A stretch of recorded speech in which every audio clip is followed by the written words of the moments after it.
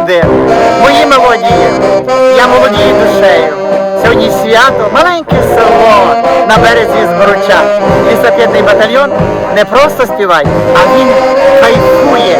Бо ще є ось такі люди, ентузіасти, професіонали, які роблять наші душі квітучими.